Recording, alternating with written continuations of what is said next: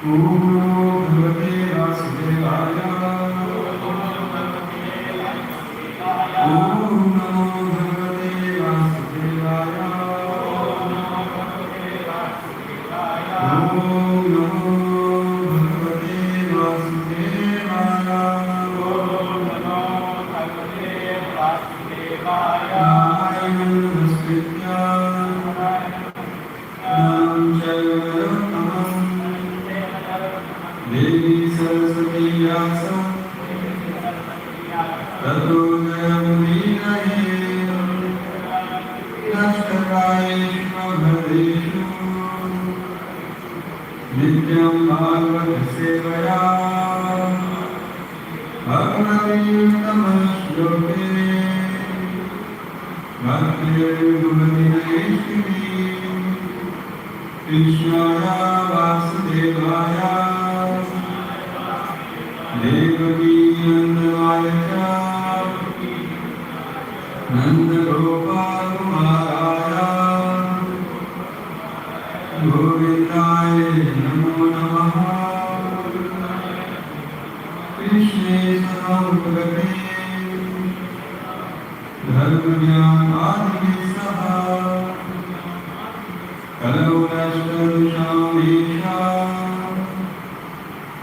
पुराणवदनोदिनः।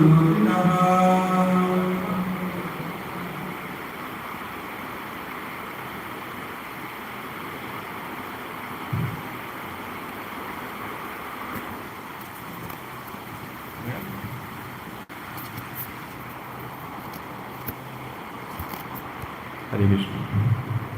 सभी भक्तों का बहुत स्वागत है हमारे आज के रविवार के सत्र में श्रीमद् भागवतम की चर्चा में। तो हम श्रीमद् भागवतम के पहले स्कंद के पहले अध्याय के पहले श्लोक पर चर्चा करेंगे। तो श्रीमद् भागवतम का पहला श्लोक है। आप में से कितने लोगों ने भागवत कथा सुनी है? कितने लोग हैं जिन्होंने कभी भागवत कथा सुनी है? टीवी पर, लाइव इत्यादि सभी ने सुनी होगी। कितने लोगों को भागवत का पहला श्लोक पता है? कितने लोगों को भागवत का पहला श्लोक पता है? अरे अच्छा, कितने लोगों को पता है भागवत में कितने श्लोक हैं? कितने कितने 700? नहीं, 700 तो गीता में है। 18,000। कितने अध्याय हैं? 12 अध्याय हैं। ओके। और 12 स्कंद हैं। कितने अध्याय हैं? 365। 365 अध्याय। ठीक है, बहुत सुंदर। किसने बोला श्रीमद् भागवतम?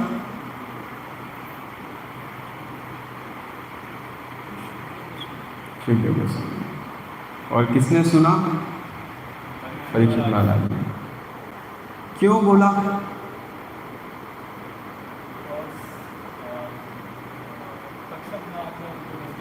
क्योंकि परीक्षित महाराज को 7 दिन में मरने का श्राप मिला था।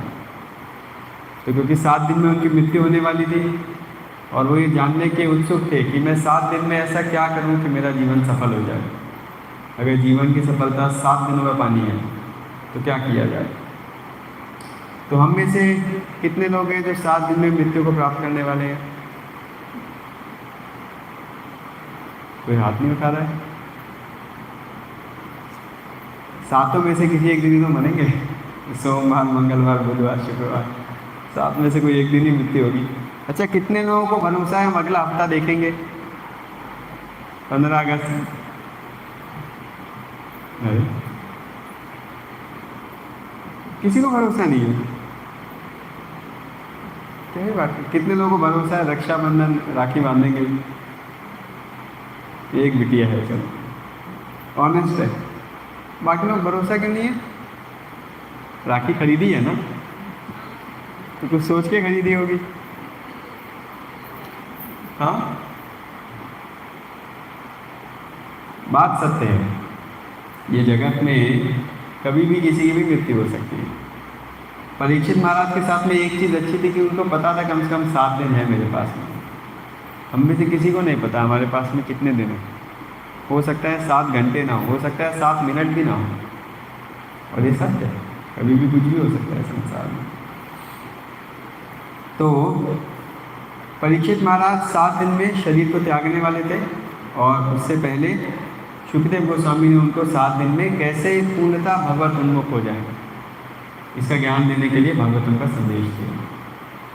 बिल्कुल, ये फैन ऑफ कर सकते हैं, इससे बहुत आवाज़ होती है, इसका भी होता है।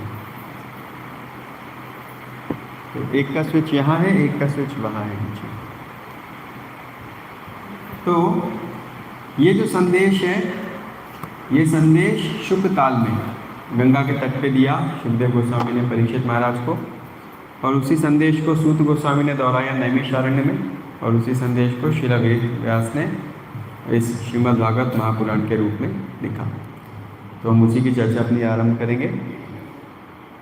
ओम नमो भगवते वासुदेवाय जन्मादियस्य यतो अन्वयात् इतरतश्च अर्थेषु अभिज्ञः स्वराट् तेने ब्रह्मा हृदयादिकवये मुह्यन्ति यत्सूरयः तेजोवारी मृदां यथा विनिमयो यत्र त्रिसर्गो अमृषा धाम्ना स्वेन सदा निरस्तकुहकं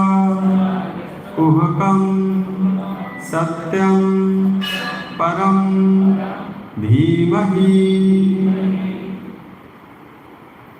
एक बार थोड़ा इसको हम पूरा श्लोक साथ में दोहराएंगे, आप में से जो लोग दोहरा सकें साथ में प्रयास कर सकते हैं। ओम नमो भगवते वासुदेवाय जन्मादियस्य यतो अन्वयात् इतरतश्चार्थेषु अभिज्ञस्वराट् तेने ब्रह्मा हृदयादिकवये मुह्यन्ति यत्सूरयः तेजोवारी मृदां यथा विनिमयो यत्र त्रिसर्गो अमृषा धाम्ना स्वेन सदा निरस्तकुहकं सत्यं परं धीमहि। जन्मादियस्य यतो अन्वयात् इतरतश्चार्थेषु अभिज्ञस्वराट् तेने ब्रह्मा हृदयादिकवये मुह्यन्ति यत्सूरयः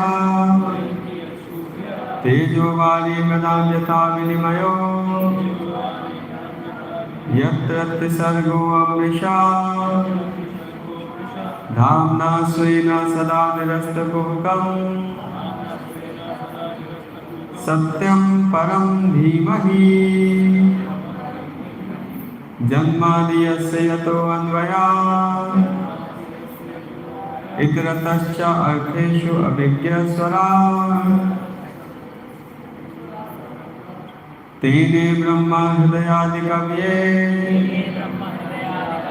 मुह्यन्ति यत्सूरयो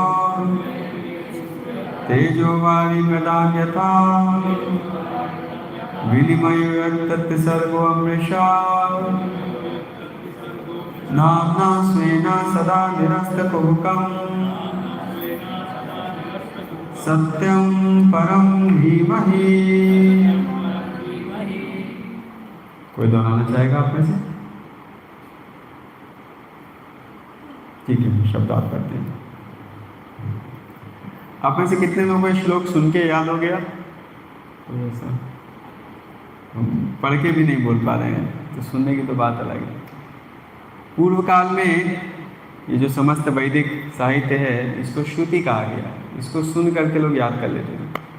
जैसे हमने 3 बार दोहराया, ऐसे ही गुरु 3 बार दोहराते थे, शिष्य 3 बार दोहराते थे और याद हो जाता था। ऐसे पूर्व काल में वैदिक ज्ञान को धारण किया जाता था। लेकिन आज के समय में यह संभव नहीं है, इसीलिए हमको लिखित रूप में चाहिए। इसीलिए वेद व्यास ने कृपावश और कलयुग के आरंभ में समस्त वैदिक साहित्य को लिख दिया, है ना। तो ये जो वैदिक साहित्य है इसकी रचना किसने करी? वेद व्यास ने इसकी रचना करी। क्या किया वेद व्यास ने? वेद व्यास ने उसको लिखा। तो रचना किसने करी? स्वयं भगवान ने। भगवान गीता में कह रहे हैं वेदांत कृत वेद विदेव चाहम, कि जितना भी वेद है, जितना भी ज्ञान है इस संसार में, उस ज्ञान का स्रोत कौन है? स्वयं भगवान। वेद व्यास ने उसको लिखित रूप में यहाँ पर इंगित कर दिया है ताकि हम सब उसको समझ सकें, आसानी से पढ़ सकें। तो मेरे पीछे इसका आप शब्दार्थ दोहराइए। ओम, हे प्रभु, नमः, नमस्कार है, भगवते, भगवान को, वासुदेवाय, वासुदेव या आदि भगवान श्री कृष्ण को, जन्म आदि, उत्पत्ति, पालन तथा संहार, अस्या प्रकट ब्रह्मांडों का, यतः जिनसे, अन्वयात प्रत्यक्ष रूप से, इतरतः अप्रत्यक्ष रूप से, च तथा अर्थेषु उद्देश्यों में, अभिज्ञः पूर्ण रूप से अवगत, स्वराट पूर्ण रूप से स्वतंत्र, तेने प्रदान किया, ब्रह्मा वैदिक ज्ञान, हृदय की चेतना, यह जो आदि कवये प्रथम सर्जित जीव के लिए, मुह्यंती मोहित होते हैं, यह जिनके विषय में, सूर्यः बड़े बड़े मुनि तथा देवता, तेजः अग्नि, वारी जल, मृदाम पृथ्वी, यथा जिस प्रकार, विनिमयः क्रिया प्रतिक्रिया, यत्र जहाँ पर, त्रिसर्गः सृष्टि के 3 गुण या सृष्टिकारी शक्तियाँ, अमृषा सत्यवत, धामना समस्त दिव्य सामग्री के साथ, स्वेना अपने से, सदा सदैव, निरस्ता अनुपस्थिति के कारण व्यक्त, कुहुकम मोह को, सत्यम सत्य को, परम परम धीमहि मैं ध्यान करता हूँ। अनुवाद तात्पर्य श्रील प्रभुपाद जी के द्वारा। श्रील प्रभुपाद की जय। हे प्रभु, हे वासुदेव के पुत्र श्री कृष्ण, हे सर्वव्यापी भगवान, मैं आपको सादर नमस्कार करता हूँ। मैं भगवान श्री कृष्ण का ध्यान करता हूँ क्योंकि वे परम सत्य हैं और व्यक्त ब्रह्मांडों की उत्पत्ति, पालन तथा संहार के समस्त कारणों के आदि कारण हैं। वे प्रत्यक्ष तथा अप्रत्यक्ष रूप से सारे जगत से अवगत रहते हैं और वे परम स्वतंत्र हैं क्योंकि उनसे परे अन्य कोई कारण है ही नहीं। उन्होंने ही सर्वप्रथम आदि जीव ब्रह्मा के हृदय में वैदिक ज्ञान प्रदान किया। उन्हीं के कारण बड़े बड़े मुनि तथा देवता उसी तरह मोह में पड़ जाते हैं इस प्रकार अग्नि में जल या जल में स्थल दिखाई देना देखकर कोई माया के द्वारा मोहग्रस्त हो जाता है। उन्हीं के कारण ये सारे भौतिक ब्रह्मांड जो प्रकृति के 3 गुणों की प्रतिक्रिया का कारण अस्थायी रूप से प्रकट होते हैं वास्तविक लगते हैं जबकि ये अवास्तविक होते हैं। अतः मैं उन भगवान श्री कृष्ण का ध्यान करता हूँ जो भौतिक जगत के भ्रामक रूपों से सर्वथा मुक्त अपने दिव्य धाम में निरंतर वास करते हैं। मैं उनका ध्यान करता हूँ क्योंकि वे ही परम सत्य हैं। जय श्री श्री राधारमण बिहारी की, श्री श्री गौरनिताय की, श्रील प्रभुपाद की। तो भक्त लोग दर्शन ले सकते हैं भगवान का कानों के माध्यम से उस समय के लिए, फिर उसके बाद आँखों से भी भगवान का दर्शन ले सकते हैं। तो भगवान की कथा सुनना, भगवान का नाम सुनना, ये भगवान का दर्शन करना है कैसे? कानों से। ये भी बहुत ज़रूरी है। और फिर हम आंखों से भगवान का दर्शन निश्चित रूप से ले सकते हैं। तो यहाँ पर बता रहे हैं कि प्रेयर्स ऑफर कर लेते हैं, फिर स्टार्ट करेंगे। ओम अज्ञानतिमिरन्धस्य ज्ञानाञ्जनशलाकया चक्षुरुन्मीलितं येन तस्मै श्रीगुरवे नमः। श्रीचैतन्यमनोभीष्टं स्थापितं येन भूतले स्वयं रूपकदा मह्यं ददाति स्वपदान्तिकं। वन्देऽहं श्रीगुरो श्रीयुतापदकमलं श्रीगुरून् वैष्णवांश्च श्रीरूपं साग्रजातं सहगणा रघुनाथान्वितं तं सजीवं साद्वैतं सावधूतं परिजनसहितं कृष्णचैतन्यदेवं श्रीराधाकृष्णपादान् सहगणा ललिता श्रीविशाखान्वितांश्च। नमः ॐ विष्णुपादाय कृष्णपृष्ठाय भूतले श्रीमते भक्तिवेदान्तस्वामिनिति नामिने। नमस्ते सरस्वते देवे गौरवाणी प्रचारिणे निर्विशेषशून्यवादी पाश्चात्यदेशतारिणे। नमो महावदन्याय कृष्णप्रेमप्रदायते कृष्णाय कृष्णचैतन्यनामिने गौरतुष्ये नमः। हे कृष्ण करुणा सिंधु दीनबंधु जगतपते गोपेश गोपिकाकांत राधाकांत नमोस्तुते। तप्त कांचन गौरांगी राधे वृंदावनेश्वरी विश्वभानुसुते देवी प्रणमामि हरिप्रिये।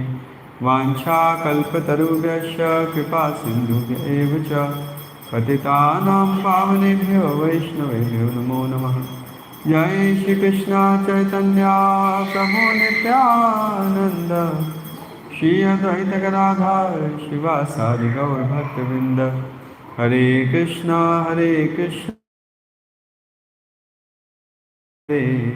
हरे राम राम राम हरे हरे।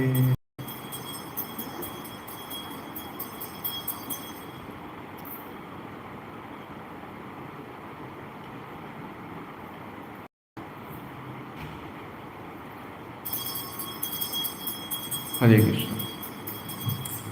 तो ये जो पहला श्लोक है श्रीमद् भागवतम का, ये श्रीमद् भागवतम की जो विषय वस्तु है उसको स्थापित कर रहा है। देखिए, कोई भी शास्त्र लिखा जाता है तो उस शास्त्र का एक उद्देश्य होता है। जैसे श्रीमद् भागवतम के बारे में हमने अपने पिछले सत्र में चर्चा करी थी कि श्रीमद् भागवतम के प्रथम स्कंद के 5वें अध्याय में श्रील नारद मुनि की कथा का वर्णन आता है। श्रील नारद मुनि सारे वेदों को, साहित्यों को रचना करने के बाद भी असंतुष्ट थे। सब रचना करने के बाद भी बहुत दुखी थे। तो नारद मुनि ने वेदों साहित्यों की रचना क्यों करी? ताकि हम सब सुखी हो सकें। लेकिन ये रचना करने के बाद नारद मुनि खुद ही संतुष्ट नहीं थे। तो जब रचना करने वाला ही संतुष्ट नहीं है तो पढ़ने वाला कैसे संतुष्ट हो सकता है? तो लेकिन नारद मुनि आज के तथाकथित लेखकों की तरह नहीं थे। आजकल के लेखक क्या होते हैं? आजकल के लेखक पुस्तक लिखते हैं 10 ways to happiness, 20 ways to success, habits for eternal happiness इत्यादि इत्यादि। ये पुस्तक का शीर्षक होता है और उसका लेखक सुसाइड कर लेता है। ये आजकल के तथाकथित, या फिर आजकल की पिक्चरें दिखाई जाती हैं। बहुत सारी सुंदर पिक्चरें बनती हैं और पिक्चरों में दिखाया ऐसा जाता है कि कैसे कलाकार कितना सुखी है, नायक नायिका कितना सुखी हैं। लेकिन वही पिक्चर के नायक नायिका का वास्तविक जीवन देखोगे तो कष्टों से भरा पड़ा है, फ्रस्ट्रेशन से, डिप्रेशन से भरा पड़ा है। उनमें से कभी कोई सुसाइड कर लेता है, अधिकतर नशे में पड़े रहते हैं। तो प्रचार बहुत करते हैं कि कितना सुखी है, कितना अच्छा है ये। लेकिन वास्तविक अगर आप जीवन में देखेंगे, वास्तविक सत्यता देखेंगे उसकी, तो कोई फ़ायदा नहीं है। जैसे वर्ल्ड के जो टॉप 10 बेस्ट सेलर ऑथर्स हैं, पुस्तकें लिखी हैं, जो विश्व में सबसे ज़्यादा पुस्तकें बिकी हैं, उनमें से आधे से ज़्यादा ने सुसाइड किया है। इंटरेस्टिंग, बेस्ट सेलर ऑथर्स हैं। ऐसी ऐसी पुस्तकें जो लाखों में बिकी हैं, लाखों प्रतियां पुस्तकों की बिकी हैं, लेकिन लिखने वाला इतना फ्रस्ट्रेटेड, इतना डिप्रेस था कि उसने सुसाइड कर लिया। तो ये सत्य बात है। आप व्यक्ति के जीवन में देखेंगे तो बहुत सारे लोग जो एक जन, जैसे हम माइकल जैक्सन के बारे में सुनते हैं। माइकल जैक्सन इतना प्रसिद्ध था जब लोग माइकल जैक्सन का शो देखने जाते थे, म्यूज़िक कॉन्सर्ट देखने जाते थे, तो लाखों लाखों लोग होते थे और बहुत सारे लोग माइकल जैक्सन को देख के बेहोश हो जाते थे। जैसे हमारे शास्त्रों में वर्णन आता है कि जब कोई भगवान का प्रेममय दर्शन दिवाता है तो इतना हृदय में आनंद होता है, इतना उन्माद होता है प्रेम का कि मूर्छित हो जाते हैं लोग, भक्त लोग मूर्छित हो जाते हैं। तो बहुत सारे लोग ऐसे माइकल जैक्सन को देख के मूर्छित हो जाते थे और वहाँ पे एम्बुलेंसेस खड़े रहते थे, लोग गिरे उठा के लेके जाओ, लोग गिरे उठा के लेके जाओ। सैकड़ों लोग हर मिनट कोई ना कोई गिर रहा है शो में। तो इतना लोग माइकल जैक्सन के लिए पागल थे, है कि नहीं, एक झलक पाने के लिए पागल। लेकिन वो माइकल जैक्सन का व्यक्तिगत जीवन क्या था? फ्रस्ट्रेशन से भरा हुआ, एकदम फ्रस्ट्रेशन से भरा हुआ, अकेलापन, फ्रस्ट्रेशन और नकारात्मकता से भरा हुआ। इट्स अ फैक्ट, है ना। उसका जीवन एक तरीके से मृत्यु, सुसाइड के ही समान थी, ये सत्य बात है। यहाँ पे कितने लोगों को लगता है कि अगर मुझे बहुत अच्छा नौकरी मिल जाए तो मैं बहुत सुखी हो जाऊँगा? किसी को नहीं लगता? भगवान के सामने झूठ नहीं बोलो, एक बैठा है। कितने लोगों को, चलो कितने लोगों को लगता है अगर मैं भारत का प्रधानमंत्री बन जाऊँ तो सुखी हो जाऊँगा? कितने लोगों को पद तो चाहिए होगा, कम से कम प्रमोशन नहीं चाहिए यहाँ किसी को? क्या ही बात कर रहे हैं, देखो ना, सत्य बोलो, कम से कम झूठ तो ना बोलो भगवान के सामने। तो अच्छा, कितने लोगों को लगता है अगर बहुत सुंदर स्त्री से या पुरुष से मेरा विवाह हो जाए तो निश्चित रूप से सुखी हो जाऊंगा? शर्मा रहे हैं सब लोग। तो अब देखिए, भारत में ऐसे राजाओं का वर्णन आता है, जैसे शाहजहां का वर्णन आया। शाहजहां शहंशाह, पूरे भारत का राजा, प्रधानमंत्री की तरह भी नहीं कि हर 5 साल में सरकार बदलनी है, नहीं, सचमुच में राजा। और कितना राजा, पूरे भारत का राजा। कितना पैसा, कोई कल्पना भी नहीं कर सकता, इतना धन कोई कल्पना नहीं कर सकता, इतना धन। और सैकड़ों स्त्रियां भोग करने के लिए, कोई कल्पना भी नहीं कर सकता आज के ज़माने में। लेकिन व्यक्तिगत जीवन फ्रस्ट्रेशन से भरा हुआ। ऐसा कहते हैं कि शाहजहां अपने वृद्धावस्था में भी इतना ज़्यादा काम वासना को भोगना चाहते थे कि उनकी मृत्यु क्यों हुई? कामोत्तेजना को बढ़ाने की दवा के ओवरडोज के कारण, बुढ़ापे में। ये मैं आपको सत्य बातें बता रहा हूँ। तो बहुत कुछ दिखता है संसार में जो दूर से बड़ा सुंदर लगता है, लेकिन जब आप उस चीज़ को प्राप्त करते हैं तो पता चलता है कि उसमें उतना सुख नहीं है जितना दिख रहा है।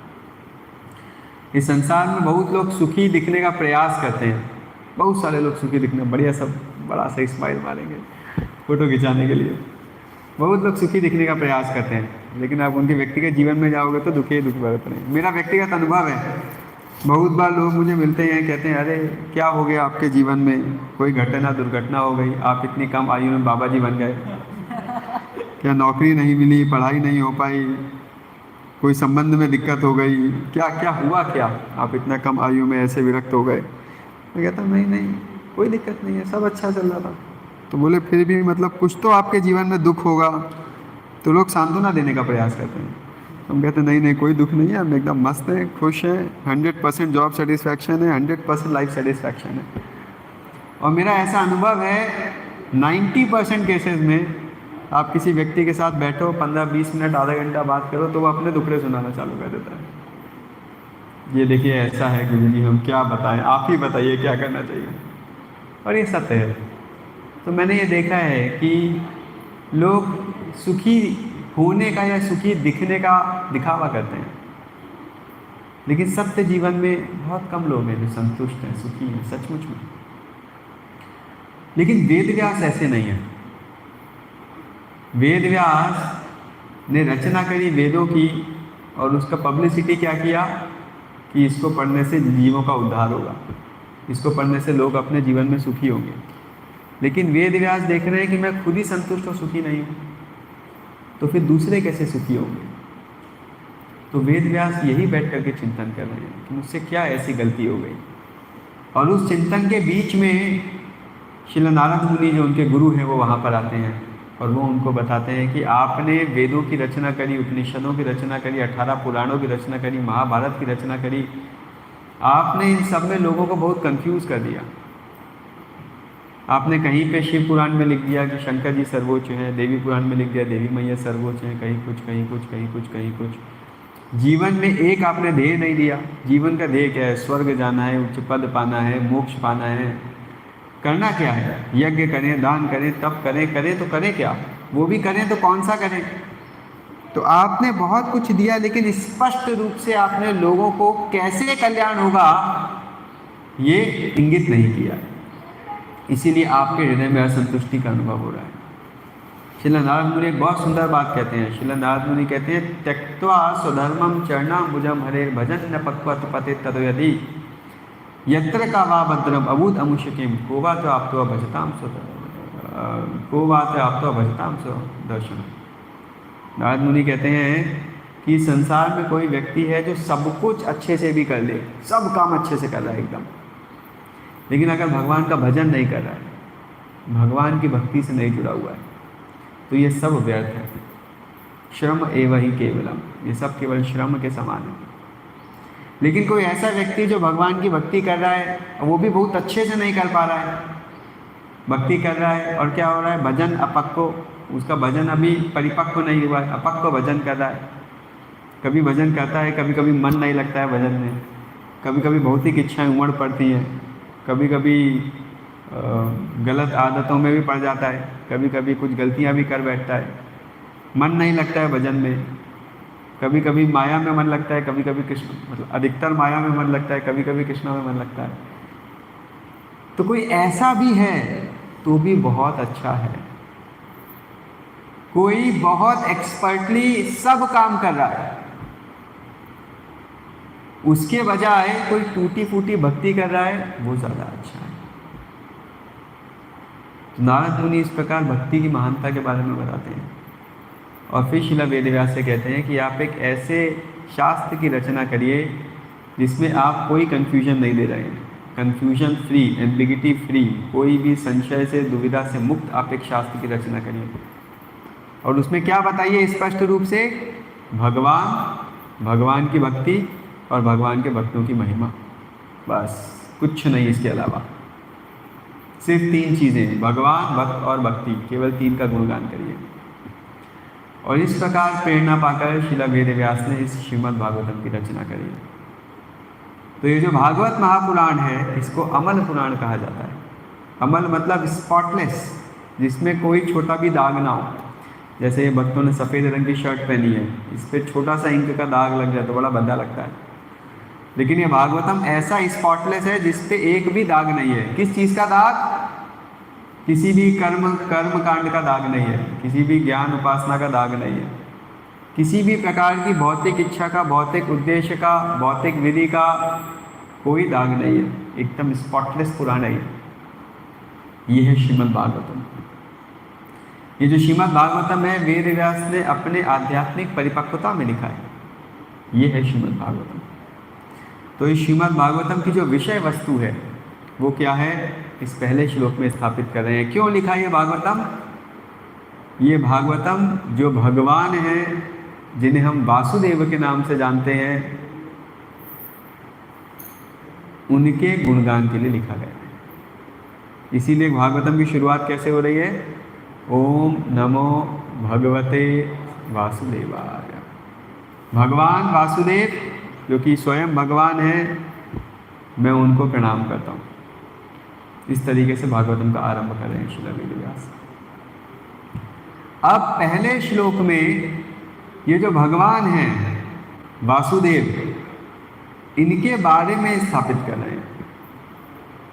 मैं क्यों इन्हें भगवान कह रहा हूँ? कोई बोले ऐसे कैसे वासुदेव भगवान है? शंकर जी भगवान नहीं है क्या?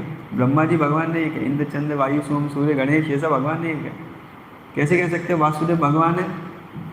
और भगवान के बारे में कुछ बताओ। तो अब इस पहले श्लोक में भगवान के तत्व को स्थापित कर रहे हैं। भगवान के बारे में 8 बातें बता रहे हैं, 10 बातें बता रहे हैं। कोई बोले मैं भगवान हूँ, तो इसको ये 10 चीज़ों में फिट होना चाहिए। और हम कह रहे हैं वासुदेव भगवान है, क्यों? क्योंकि वो 10 गुण हैं उनमें। तो भगवान के बारे में 10 बातें बता रहे हैं। इंटरेस्टिंग ना? मैं आपसे पूछूं कृष्ण भगवान है, हाँ, क्यों?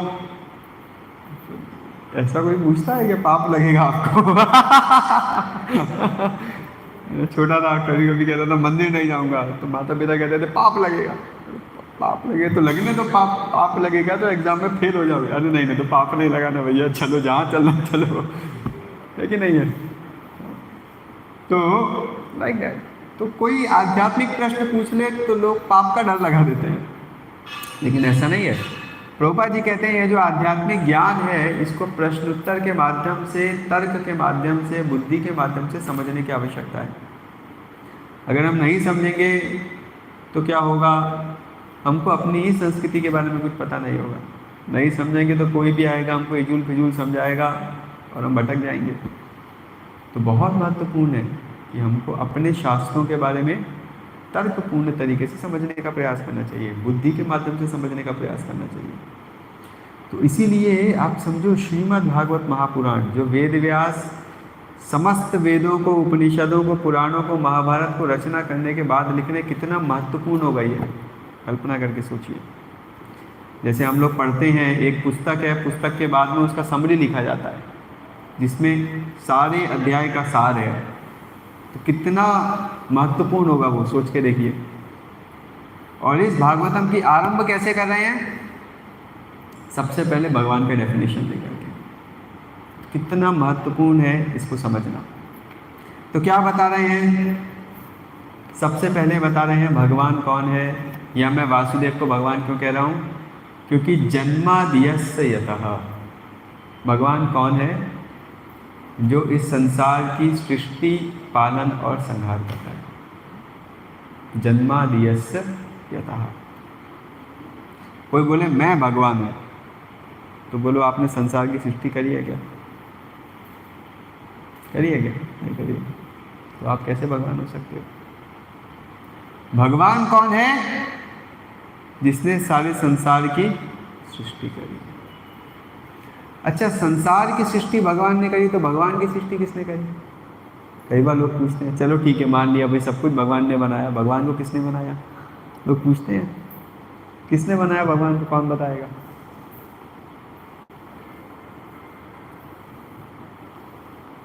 किसने बनाया भगवान को? अरे कोई तो होगा। तो वेद व्यास क्या कह रहे हैं? जन्माद्यस्य यतः, भगवान कौन है? जो सारे सृष्टि के कारण है, लेकिन उनका कोई कारण नहीं है। जैसे ब्रह्मा जी कहते हैं ब्रह्म संहिता में, बहुत सुंदर, ईश्वर परम कृष्ण सच्चिदानंद विग्रह अनादिर आदिर गोविंद सर्व कारण कारणम। ईश्वर परम कृष्ण, परम ईश्वर कौन है? कृष्ण। सच्चिद आनंद विग्रह, सच्चिद और आनंद के मूर्तिमान स्वरूप हैं। क्यों है परम ईश्वर? क्योंकि अनादिर आदिर, वे समस्त चीजों के आदि हैं, लेकिन उनका कोई आदि नहीं। सर्व कारण कारणम, समस्त कारणों के कारण है, लेकिन उनका कोई कारण नहीं है। कोई बोले अरे भगवान को किसी ने नहीं बनाया तो भगवान कैसे आए? अगर भगवान को किसी ने बनाया होता तो भगवान को बनाने वाला भगवान होता, है कि नहीं? हम लोगों ने संसार में जो भी कुछ देखा है उसको कोई ना कोई बनाने वाला है, करेक्ट? जैसे कई बार आप लोग, अब तो पता नहीं लोग छत पे सोते हैं नहीं सोते हैं, पहले हम लोग रात को छत पे सोते थे, अभी भी कभी कभी मैं बाहर सो जाता हूँ, तो रात को आसमान देखो तो प्रश्न उठता था किसने बनाया ये? इतना सुंदर आकाश, इतने सारे चंद्रमा, इतना सुंदर तारे, किसने बनाया ये? प्रश्न उठता था। तो इसको बनाने वाला कौन है? इसको बनाने वाले भगवान है, किसी ने तो बनाया होगा। आप इस संसार में कुछ भी देखिए, कुछ भी आप इस संसार में देखिए, जैसे आर्टिफिशियल फ्लावर होता है, ये तो सब नेचुरल फ्लावर है, आर्टिफिशियल फ्लावर होते हैं। कभी देखा है आपने आर्टिफिशियल फ्लावर? कोई है यहाँ पे आर्टिफिशियल फ्लावर बना पाता है? कोई कलाकार कपड़े वाले फूल बना पाता है, कागज़ वाले फूल? कोई नहीं है? नहीं है, थोड़ा बहुत बना पाते हैं। क्यों नहीं बना पाते? क्यों नहीं बना पाते आप लोग? टैलेंट नहीं है, बुद्धि नहीं है, या सीखा नहीं है, या वो ज्ञान नहीं है। अच्छा, एक आर्टिफिशियल फ्लावर और नेचुरल फ्लावर में कुछ अंतर होता है? क्या अंतर होता है? आर्टिफिशियल फ्लावर का हो सकता है कलर देखने में नेचुरल जैसा हो, लेकिन एकदम नेचुरल तो होता नहीं है। हो सकता है उसकी सुगंध नेचुरल जैसी हो, लेकिन एकदम नेचुरल तो होती नहीं है। लेकिन आर्टिफिशियल फ्लावर का एक टेक्सचर होता है, जैसे गुलाब का फूल है, इसका जो टेक्सचर है ये कभी आप आर्टिफिशियली बना ही नहीं सकते, है कि नहीं है? तो मुझे एक बात बताइए, यहाँ पे बैठे इतने सारे महानुभाव हैं, सब बुद्धिजीव हैं, लेकिन हम लोग एक आर्टिफिशियल फ्लावर भी नहीं बना पाते, और हम तर्क ये देते हैं कि इस नेचुरल फ्लावर को बनाने वाला कोई नहीं है, ये अपने आप बन गया। एक कागज़ का फूल बनाने के लिए बुद्धि चाहिए, और असली फूल बनाने के लिए चांस बाय चांस। क्या ये बुद्धिमान तर्क है? ये बिल्कुल नहीं है। तो किसने बनाया भगवान को? तो यहाँ पे कह रहे हैं किसने बनाया? कृष्ण ने बनाया भगवान, इसीलिए वे भगवान। कृष्ण स्वयं भगवद गीता में कह रहे हैं कि अहम सर्वस्य प्रभवा मत्ता सर्वम प्रवर्तते इति मत्वा भजन्ते मां मुदा भाव समन्विता, कि मैं सर्वोच्च हूँ, मेरे ऊपर और कोई नहीं है। जैसे एक ट्रेन होती है, आप एक ट्रेन में बैठिए, S10 बोगी को कौन खींच रहा है? S9 को कौन खींच रहा है? S7 को कौन खींच रहा है? S6, S5, S4, 3, 2, 1, उसको कौन खींच रहा है? AC, उसको कौन खींच रहा है? पेंट्री, उसको कौन खींच रहा है? इंजन को कौन खींच रहा है? इंजन अपने आप चल रहा है, इंजन सबको खींच रहा है। इसी प्रकार भगवान ने सबकी रचना करी है, लेकिन भगवान की रचना करने वाला कोई नहीं है। भगवान ने समय की भी रचना करी है। कोई बोले भगवान पैदा कब हुए? एक लीला के वर्ष भगवान जन्माष्टमी के दिन प्रकट हुए, जो हम अभी मनाने जा रहे हैं, लेकिन भगवान ने समय की, काल की रचना करी है। तो भगवान काल के भी अधीन नहीं है। भगवान ने स्थान की रचना करी है, तो भगवान स्थान के भी अधीन नहीं है। भगवान ने कर्म की रचना करी है, तो भगवान कर्म के भी अधीन नहीं है। भगवान ने जन्म और मृत्यु की रचना करी है, तो भगवान जन्म और मृत्यु के भी अधीन नहीं है। तो इसीलिए कृष्ण कौन है? भगवान, इनको हम वासुदेव कहते हैं। उसके आगे बताते हैं यतो अन्वयात इतरतश्च अर्थेषु। दूसरी बात बता रहे हैं भगवान। तो पहली बात क्या है भगवान के बारे में कि भगवान ने क्या किया है? सब कुछ रचना करी है। दूसरी बात बता रहे हैं भगवान के बारे में, ऐसा नहीं है भगवान रचना करके भूल गए रचना के बारे में। भगवान ने रचना करी है, और भगवान इस संसार के प्रत्येक कण कण के बारे में प्रत्यक्ष अप्रत्यक्ष रूप से अवगत है। प्रत्येक कण कण के बारे में, ये भगवान की विशेषता है। जैसे हम अपने शरीर के बारे में जानते हैं। आपको अपने शरीर का अनुभव होता है? हाथ पैर हिल रहा है, मुंह हिल रहा है, आंखें हिल रही हैं, अपने शरीर का अनुभव है। क्यों?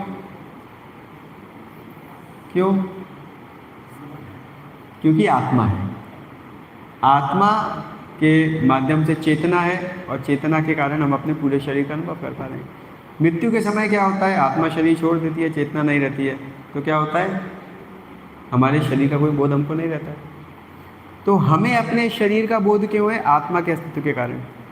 इसी प्रकार भगवान परमात्मा है। परमात्मा का मतलब कि प्रत्येक शरीर में, प्रत्येक कण कण में स्थित है, और इसीलिए उन्हें प्रत्येक शरीर का बोध है। भगवान अपनी शक्तियों के माध्यम से सारे संसार में व्याप्त हैं। जैसे मोदी जी, क्या मोदी जी को हमारे मोहनलालगंज के किसी चौराहे में कुछ झगड़ा हुआ, उसके बारे में ज्ञात है? सोच के बोलिएगा, है कि नहीं है? ज्ञात हो सकता है? क्या मोदी जी व्यक्तिगत आएंगे देखने? तो कौन सा माध्यम? हाँ, न्यूज़ चैनल के माध्यम से मोदी जी को पता चलेगा। अच्छा, कैसे पता चलेगा? एग्जैक्टली मोदी हो सकता है व्यक्तिगत रूप से यहाँ पर ना हो, लेकिन उनकी शक्तियाँ यहाँ पर सक्रिय हैं। एक लोकल थाने में कोई व्यक्ति बैठा है, उसके ऊपर डीएम बैठा है, उसके ऊपर सीएम बैठा है, ये सब क्या है? ये सब पीएम की शक्तियाँ हैं। तो पीएम हो सकता है व्यक्तिगत रूप से उस स्थान पे नहीं है, लेकिन उसकी शक्तियों के माध्यम से सर्वत्र व्याप्त है वो। इसी प्रकार से भगवान अपनी शक्तियों के माध्यम से सारे संसार में व्याप्त है। भगवान और भी विशेष है। भगवान अपनी शक्तियों के माध्यम से ही नहीं, क्योंकि भगवान भगवान है, इसलिए अपने व्यक्तिगत रूप में भी सारे संसार में व्याप्त हैं, जिसको हम परमात्मा कहते हैं। तो इसका मतलब क्या है? अगर भगवान संसार में सब कुछ जानते हैं तो इसका मतलब क्या है? अगर भगवान सब कुछ संसार में जानते हैं तो इसका मतलब क्या है? हमारे बारे में भी जानते हैं। अच्छा, एक बात बताइए कि भगवान हमसे प्रेम करते हैं या घृणा करते हैं? प्रेम करते हैं, बहुत प्रेम करते हैं, सर्वाधिक प्रेम करते हैं। अच्छा, आप जिससे प्रेम करते हैं आप उसका हित करेंगे कि अहित करेंगे? सदैव हित करेंगे, कभी कभी हित करेंगे, कभी मूड आए तो थोड़ा अहित भी करो इसका, सदैव हित करेंगे। अच्छा, तो अगर भगवान हमसे अनंत प्रेम करते हैं और इस संसार में सब चीज़ के बारे में सब कुछ जानते हैं, हमारे बारे में भी सब कुछ जानते हैं, सब चीज़ के बारे में सब कुछ जानते हैं, तो भगवान हमारे लिए सब कुछ जान करके जो करेंगे वो परम हितकारी होगा या नहीं होगा? सही बात, परम हितकारी होगा कि नहीं होगा?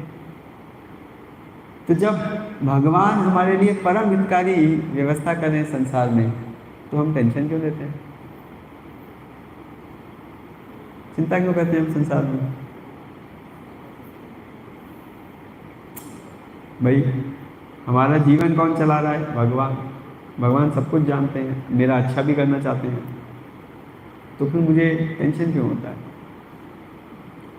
हाँ, चिंता होती है ना, किसको किसको चिंता होती है? अब इसमें तो ऑनेस्टली बोलो, कम से कम सभी में होती है, मुझे भी होती है, किसको नहीं होती है? किसको किसको बहुत चिंता होती है? सबको बहुत बहुत चिंता होती है। क्यों? एक छोटा बच्चा होता है, उस छोटे बच्चे को पता है कि माँ सब कुछ जानती है और माँ मुझसे बहुत प्रेम करती है, हमेशा मेरा भला करना चाहती है, तो वो बच्चा निश्चिंत होकर के जीता है कि नहीं? वही बच्चा बड़ा हो जाता है और उसको लगने लगता है कि माँ सब कुछ नहीं जानती है, कुछ कुछ जानती है। माँ मेरा हित करना चाहती है लेकिन सभी तरीके से नहीं कर सकती है, कुछ कुछ ही तरीके से कर सकती है, तो मुझे भी थोड़ा अपना जुगाड़ करना पड़ेगा। और उस जुगाड़ करने के चक्कर में क्या होती है? चिंता होती है कि नहीं? सही बात है। तो इस संसार में जो भय है, इस संसार में जो चिंता है, उसका कारण क्या है? उसका कारण है भगवान की उपस्थिति के बोध का अभाव। प्रभुपाद जी एक बहुत सुंदर बात लिखते हैं ईशोपनिषद में, the only incompleteness in our life is because of the incomplete knowledge of the complete whole. हमारे जीवन में जो अभाव है, जो भय है, जो असहजता है, जो इनसिक्योरिटी है, जो चिंता है, जो दुख है, जो कष्ट है, वो क्यों है? क्योंकि हम भगवान के बारे में जानते नहीं, क्योंकि हम भगवान से जुड़े नहीं हैं। जो व्यक्ति भगवान से जुड़ा है उसको कोई डर नहीं है, क्योंकि वो जानता है सब कुछ कौन कर रहा है? भगवान। भगवान सब कुछ जानते हैं, आपका भला करना चाहते हैं, सदैव करना चाहते हैं, तो मतलब बुरी से बुरी स्थिति में भी आपका भला ही कर रहे हैं, तो टेंशन क्यों? लेकिन जब हम भगवान के साथ को देख नहीं पाते हैं तो हमको दिक्कत होती है। तो इसीलिए बता रहे हैं कि इस भगवान के तत्व को समझना बहुत ज़रूरी है। मैं देखता हूँ बहुत सारे लोग हैं पूजा करते हैं, बहुत सारे लोग हैं मंदिर जाते हैं, बहुत सारे लोग हैं तीर्थ जाते हैं, लेकिन उनमें से 1% भी ऐसे नहीं होते हैं जिनको सचमुच में भगवान के ऊपर विश्वास है। बहुत कम होती है। एक रीति के तहत हम करते रहते हैं। क्या लगता है आप लोगों को? सही कह रहा हूँ ना, गलत तो नहीं कह रहा हूँ? क्योंकि जिनको भगवान के ऊपर विश्वास होता है, हम बचपन से सुनते थे ना, जो हुआ अच्छा हुआ, जो हो रहा है अच्छा हो रहा है, जो होगा अच्छा होगा, भगवान जो करेंगे अच्छा करेंगे। कहते सब है, पालन कौन कर पाता है? जरा सा कुछ इधर उधर हो जाए तो परेशान हो जाते हैं लोग। क्यों? क्योंकि भगवान के ऊपर विश्वास नहीं है। और ये सत्य बात है, बहुत दुर्लभ है। क्यों भगवान के ऊपर विश्वास नहीं है? क्यों नहीं है? क्योंकि हमने भगवान के बारे में जानने का प्रयास ही नहीं किया। जब हम एक व्यवस्थित तरीके से शास्त्रों का अध्ययन करते हैं, श्रवण करते हैं, तो हम भगवान के तत्व को जान पाते हैं। जब भगवान के तत्व को जानते हैं तो बुद्धि के माध्यम से हम भगवान पे विश्वास करते हैं, और फिर जब उस विश्वास के आधार पर भगवान की सेवा भक्ति करते हैं तो हमारी भगवान में अविचल श्रद्धा आती है। ये महत्वपूर्ण। जैसे वृंदावन वासी, वृंदावन में इंद्रदेव ने भयंकर बारिश करी, तो वृंदावन वासी क्या कह रहे हैं? रेनकोट लाओ, छाता लाओ, ये लाओ, वो लाओ। क्या कह रहे हैं वृंदावन वासी? हे कृष्ण हमारी रक्षा करो। क्यों? क्योंकि भगवान पर डिपेंडेंस है। भगवान ने करी रक्षा, करी कि नहीं करी? करी। जैसे द्रौपदी का चीर हरण वाला है, चारों पतियों को पूछा, कोई नहीं बचा रहा है। धृतराष्ट्र, भीम, द्रोण, कोई नहीं बचा रहा है। अंत में क्या करा द्रौपदी ने? हे कृष्ण, हे यादव, हे सकेती, हे माधव। भगवान ने रक्षा करी कि नहीं करी? निश्चित रूप से रक्षा करी।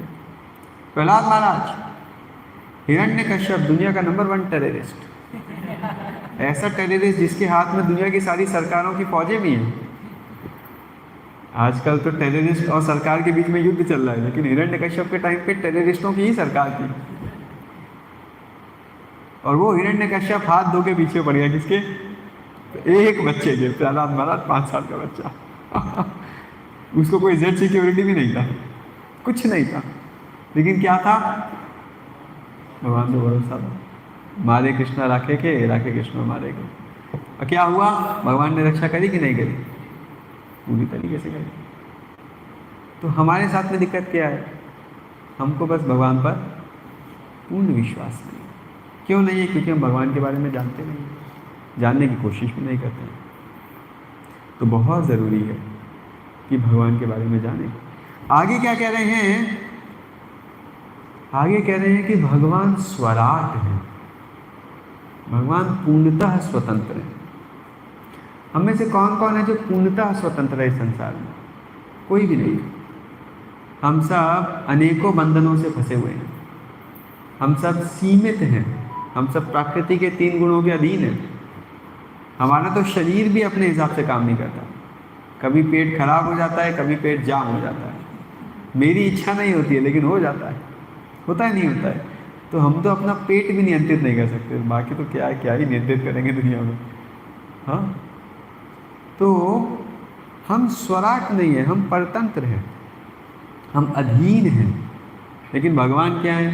भगवान स्वराट है, पूर्णतः स्वराट है। पूर्णतः स्वराट मतलब भगवान इस प्रकृति के नियमों से बंधे नहीं हैं। भगवान इस प्रकृति के नियमों के भी परे हैं। कैसे कह सकते हैं? अब देखिए, भगवान श्री राम के बारे में हम लोग चर्चा करते हैं। भगवान श्री राम जब लंका जाना चाहते थे, समुद्र से पहले एक आचरण प्रस्तुत करने के लिए निवेदन किया, भाई रास्ता दे दो। समुद्र ने रास्ता नहीं दिया, तो भगवान ने क्या किया? अपने दृष्टिपात मात्र से सारे समुद्र को फैला दिया। स्वराट है भगवान। हम कृष्ण की लीला में देखते हैं, भगवान के गुरु थे सांदीपनि मुनि, उनके 6 पुत्र थे। उनका एक पुत्र था, वो पुत्र को समुद्र निकल गया, समुद्र में नहाने गया, गायब हो गया। तो गुरु माता ने बोला, गुरु दक्षिणा देनी है, मेरा पुत्र लाके दे दो। भगवान जाके समुद्र के अंदर से एक राक्षस के पेट में बैठा था, उसको लेके जिंदा करके लाके दे दिए। देवकी मैया बोली कि मेरे 6 पुत्र थे, बेचारे मारे गए, मैं उनका बचपन नहीं देख पाई, तुम्हारा भी बचपन नहीं देख पाई, तो मेरे 6 बच्चे मिल जाएं तो बड़ा अच्छा है। तो भगवान यमलोक में जाके 6 पुत्रों को ला करके दे दिए। स्वराट, स्वतंत्र। स्वर्ग में गए तो देवताओं का वृक्ष उखाड़ के ले आए, इंडिपेंडेंट, पूर्णतः स्वतंत्र। तो ये है भगवान स्वराट। प्रकृति के तीनों गुणों से भी बंधे नहीं है भगवान, जन्म मृत्यु के बंधन से भी बंधे नहीं है, कर्म के बंधन से भी बंधे नहीं है। तो जो इन स्वराट की भक्ति करता है वह भी इन बंधनों से मुक्त हो जाता है। Like that. तो भगवान पूर्णतः स्वराट है। तेने ब्रह्मा हृदय आदि कविये।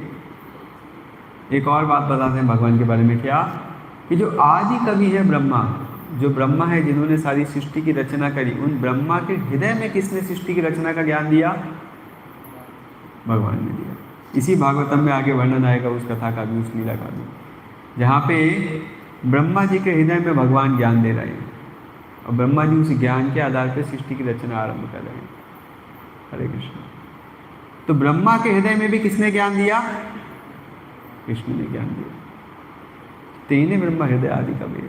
प्रभुपाद जी लिखते हैं जैसे ब्रह्मा जी, अन्य देवी देवता, ये सब अलग अलग सुपरवाइजर्स और अलग अलग मैकेनिक्स, मिस्त्री इत्यादि हैं जो इस सारे संसार को बनाए हैं और चला रहे हैं, लेकिन उसके पीछे आर्किटेक्ट कौन है? बोले आर्किटेक्ट है कृष्ण। जो ब्रह्मा, जो अन्य देवी देवता हैं, वे सब जिनकी इच्छा के अनुरूप इस संसार को बना रहे हैं।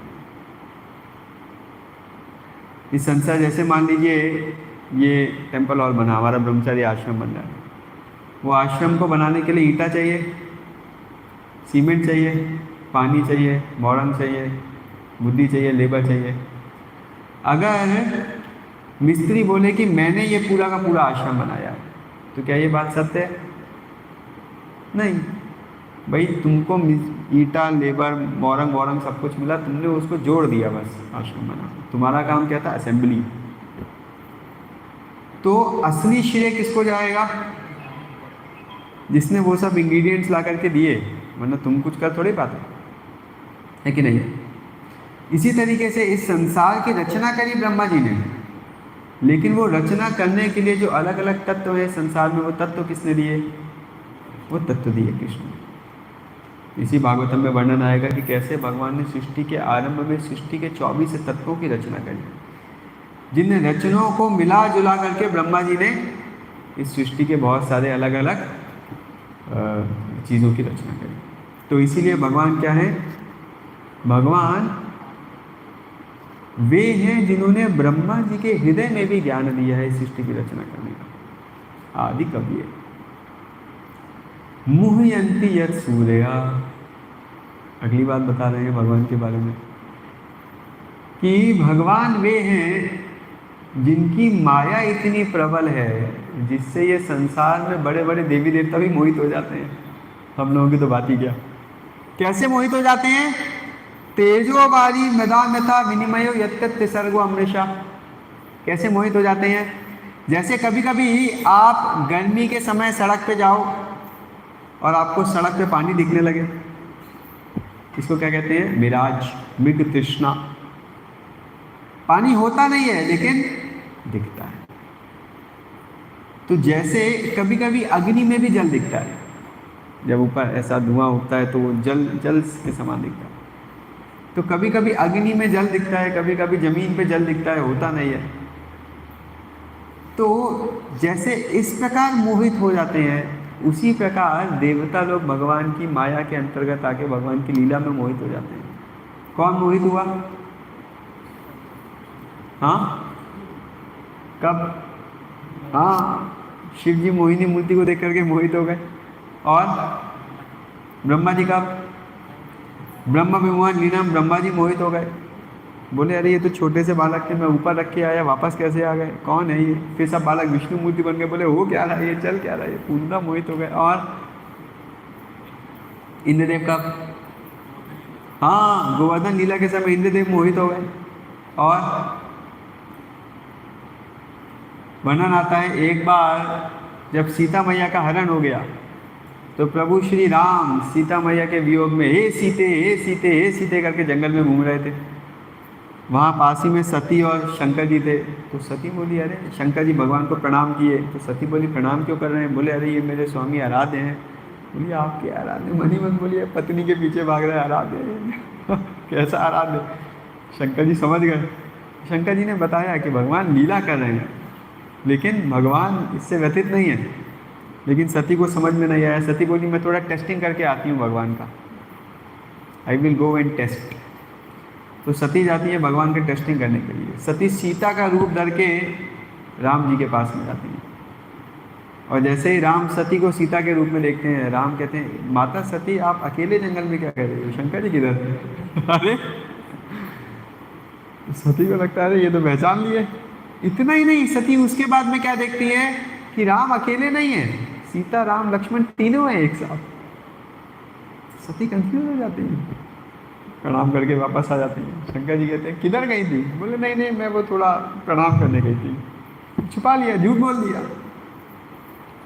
तो बड़े बड़े देवी देवता मोहित हो जाते हैं, है ना। ये भगवान की लीला। और हम सब तो मोहित हो ही रहे हैं। हम सब इस संसार में ऐसा लगता है कि संसार की विषय वस्तुओं में सुख है, लेकिन उन विषय वस्तुओं को जब भोग करते हैं तो सुख ही नहीं मिलता। जैसे ऐसा लगता है कि रेगिस्तान में पानी है लेकिन पास में जाओ तो पानी मिलता ही नहीं है। इसी तरीके से हम इस संसार में 20 साल 30 साल 40 साल 50 साल ही नहीं, लाखों जन्मों से सुख ढूंढ रहे हैं। ऐसा लगता है बटन वाला फ़ोन मिल जाए तो सुखी हो जाऊंगा, बटन वाला मिलता है तो अभी भी सुख नहीं मिल रहा। फिर लगता है नहीं नहीं एंड्रॉयड मिल जाए, फिर आईफोन मिल जाए, फिर आईफोन प्रो मैक्स मिल जाए, फिर कोई और फ़ोन मिल जाए, फिर वॉच एप्पल वॉच मिल जाए तो सुखी हो जाऊंगा। लेकिन ये सब चीज़ें हम अर्जित करते जा रहे हैं लेकिन सुख नहीं मिल रहा है। इंटरेस्टिंग। इसे क्या कहते हैं? इसे कहते हैं मिराज। जैसे एक हिरण पीछे भाग रहा है जल के लेकिन जल नहीं मिल रहा है, इसी तरीके से हम सुख के पीछे भाग रहे हैं संसार में, इतना कुछ पा लिया लेकिन सुख नहीं मिल रहा है। ये क्यों? ये भगवान की माया है। माया का मतलब क्या है? माया का मतलब वो जो है नहीं, जो दिखता है लेकिन है नहीं, वो है माया। तो इसी तरीके से संसार में कितना इंटरेस्टिंग है, भगवान खुद गीता में कह रहे हैं ये संसार क्या है? दुखालय। और हमको ऐसी माया में डाला है कि हम इस दुखालय में सुख ढूंढ रहे हैं और हमको लगता भी है कि मिलेगा, एक दिन आएगा, एक दिन आएगा, आएगा एक दिन, हम होंगे कामयाब एक दिन। मन में है विश्वास, पूरा विश्वास, होंगे कामयाब। अरे कोई नहीं हुआ बाबा, लेकिन हम होंगे कामयाब। इसे कहते हैं क्या? माया। इंटरेस्टिंग ना। तो भगवान की माया हम ही नहीं, देवी देवता भी लगे हुए हैं। हमको लगता है मैं यूएस चला जाऊंगा तो सुखी हो जाऊंगा, यूएस वालों को लग रहा है चंद्रमा चले जाएंगे तो सुखी हो जाएंगे, चला रहे हैं। और ये सब चल रहा है, सृष्टि हो रही है, संहार हो रहा है, पालन हो रहा है, भगवान सब कुछ जान रहे हैं, सब कुछ समझ रहे हैं, सब कुछ कंट्रोल कर रहे हैं, इनको मोह में डाल रहे हैं, उनको ज्ञान दे रहे हैं, सब कर रहे हैं। लेकिन खुद क्या कर रहे हैं? ये सब अपनी शक्तियों के माध्यम से कर रहे हैं। भगवान खुद क्या कर रहे हैं? धामना स्वेना। भगवान खुद क्या कर रहे हैं? अपने धाम में बढ़िया राधा रानी के साथ में लीलाएं कर रहे हैं। इंटरेस्टिंग। सब दुनिया चला रहे हैं भगवान। दुनिया कौन चला रहा है? भगवान। और खुद क्या कर रहे हैं भगवान? मजे राधा रानी के साथ में। एक बार एक व्यक्ति भारत आया, बोला मैंने सुना भारत में 33 करोड़ भगवान है, मैं जानना चाहता हूँ सर्वोपरि कौन है। बहुत सारे मंदिर गया पूरे भारत के। अंत में भक्ति सिद्धांत ठाकुर के पास में आके बोले भगवान तो कृष्ण ही है। बोले अरे ऐसा कैसे? बोले अरे मैं समझ गया। बोले क्या, कैसे निष्कर्ष निकाला? बोले मैं सब मंदिरों में गया, हर कोई बिजी है, कोई शंख लेके बिजी है, कोई चक्र लेके बिजी है, कोई गदा लेके बिजी है, कोई तलवार लेके बिजी है, कोई त्रिशूल लेके बिजी है, हर कोई बिजी है। एक ही व्यक्ति है जो बिजी नहीं है। कौन? कुछ नहीं, नो टेंशन, नो अस्त्र शस्त्र, कुछ नहीं, ना धनुष ना बाण ना शंख ना चक्र, कुछ नहीं। तो बोले एक कंपनी में जितने मैनेजर होते हैं, जितने एम्प्लॉय होते हैं, सब बिजी रहते हैं। कोई फ़ोन लेके बिजी है, कोई ये लेके बिजी है, कोई वो लेके। लेकिन जो सेठ जी होते हैं कंपनी के मालिक, वो मस्त यूरोप टूर करते रहते हैं और नीचे सब लोग बिजी है कि नहीं? तो बोले भगवान तो कृष्ण ही हो सकते हैं, क्योंकि कोई काम नहीं है, बस भक्तों के साथ में लीलाएं कर रहे हैं अपने धाम में, लेकिन अपनी शक्तियों के माध्यम से सारे संसार को नियंत्रित कर रहे हैं। परास शक्ति विविधय वशूयते, भगवान की अनेकों अनेकों शक्तियाँ हैं जिनके माध्यम से भगवान इस सारे संसार को चला रहे हैं। और स्वयं क्या कर रहे हैं? स्वयं भगवान बस अपने भक्तों के साथ प्रेममयी सेवा में, लीला में संलग्न है। जब संसार में कोई उत्पात करना होता है, उत्पात मचाता है, तो भगवान का एक अवतार आता है, छुट्टी करता है, भगवान अपना डिस्टर्ब नहीं होते हैं। जब सृष्टि विष्टि करनी होती है, ब्रह्मा जी आते हैं, सृष्टि विष्टि करते हैं, भगवान डिस्टर्ब नहीं होते हैं। संसार की व्यवस्था चलानी है, देवता लोग सब हेडेक ले रहे हैं, भगवान डिस्टर्ब नहीं है। तो भगवान इस सारी सृष्टि के पालन करता, संहार करता, सृष्टिकर्ता होने के बाद भी स्वयं क्या कर रहे हैं? धामना स्वेना सदा निरस्त कोकम, अपने धाम में सदैव स्थित हैं और अपने जो नित्य पार्षद भक्त हैं उनके साथ में अपने धाम में आध्यात्मिक लीलाओं में संलग्न हैं। और इसीलिए भगवान क्या है? सत्यम परम धीमहि, ये भगवान परम सत्य हैं, ये कृष्ण जो कि परम सत्य है, मैं उनको प्रणाम करता हूँ। तो इस प्रकार भगवान के बारे में 10 बातें बताते हैं। क्या हैं 10 बातें? नंबर 1, भगवान क्या है? सृष्टि के पालन करता, संहार करता, सृष्टि करता है। Okay, good. नंबर 2, और क्या कहते हैं भगवान? पूर्णतः स्वतंत्र है, ठीक है। और सभी कारणों के कारण, ठीक है। और ये हाँ, तीनों गुणों के भी परे हैं। और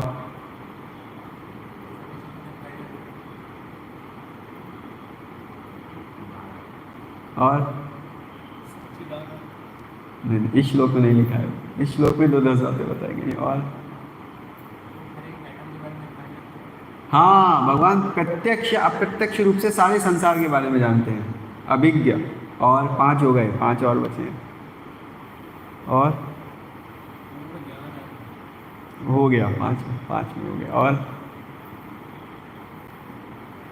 अरे इतने सारे लोग ध्यान नहीं देंगे। हाँ, भगवान की माया शक्ति बहुत प्रबल है, अपनी माया शक्ति के माध्यम से सारे संसार को मोहित कर रहे हैं। और ये साइड वाले कुछ नहीं बता रहे। और रोज ही बताएंगे।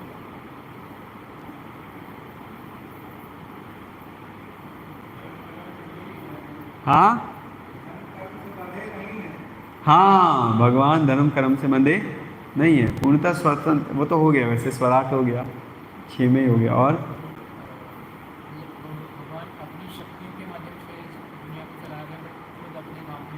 अपने धाम में स्थित है। और देख के बोला, देख के बोले क्या? और 3 और हैं, कोशिश करो। हाँ, 3 ब्रह्म हृदय आदि कवि, ब्रह्मा जी के हृदय में भगवान ने ज्ञान दिया। और बस 2 और।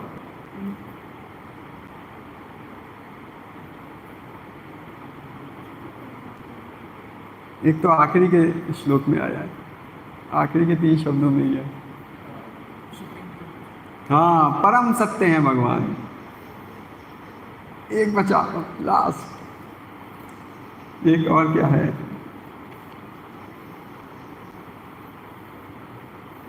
एक और, हाँ,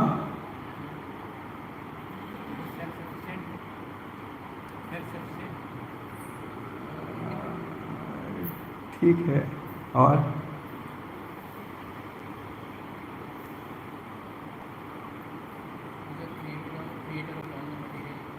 समस्त कारणों के कारण। तो ये 10 तत्व भगवान के बारे में यहाँ पर बताए गए, इतना सुंदर है। देखिए, ये जो श्रीमद् भागवतम है, ये श्रीमद् भागवतम जो वेद हैं, उन वेदों के वेदांत सूत्र के ऊपर एक भाष्य भी है।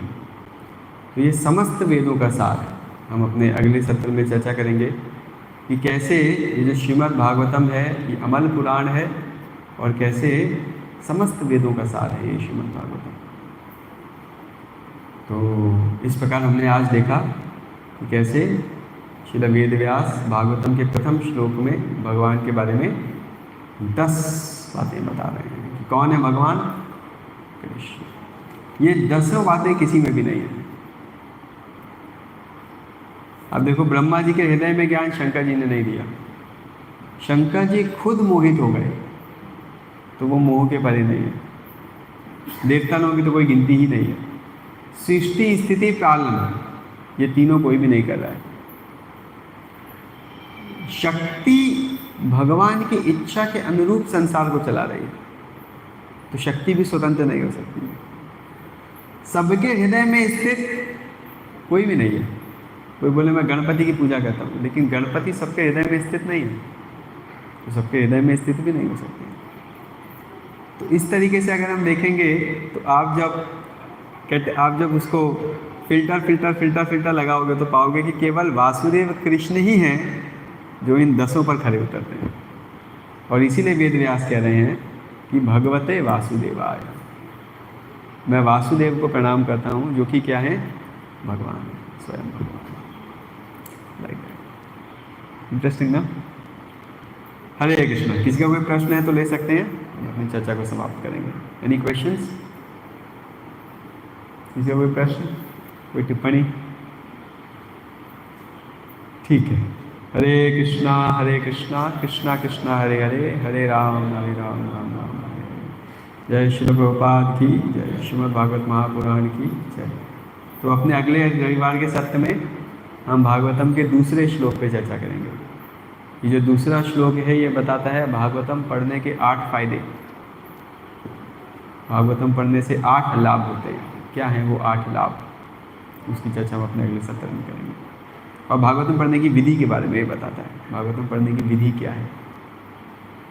बहुत बहुत धन्यवाद सभी भक्तों।